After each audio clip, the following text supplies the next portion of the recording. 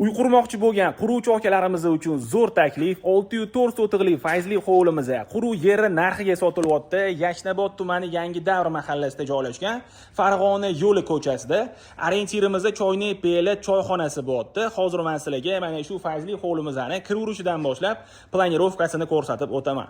Bu yerda kiraverish darvozaxonamizda joylashgan. Ikkita mashina ko'rib turganingizdek bemalol sig'adi. Darvozaxonamiz yopiq holatda, shunaqa chiroyli qilib naves qilingan.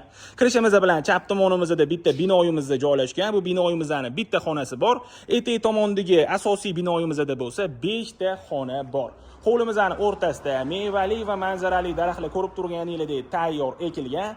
Gaz, svet, suv, kanalizatsiya, internet hamma sharoitlari bor. Bu yerda hovlimizning kladovkalari va sanujo'llari joylashgan.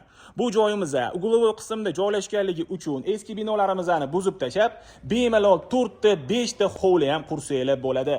Hovlimizning fasadini eni 15 metr, uzunligi bo'lsa 42,5 metrni tashkil qiladi. Etek tomondagi asosiy binoyimizni yengil ta'mirlab yashasanglar ham bo'ladi yoki buzib tashab boshqatdan yangi bino qursanglar ham bo'ladi. Lekin bu binoyimizga buzib tashaladigan bino emas, yashash uchun tayyor holatda. Xonalarimizni ko'rib turganingizdek o'rtacha ta'mirlangan.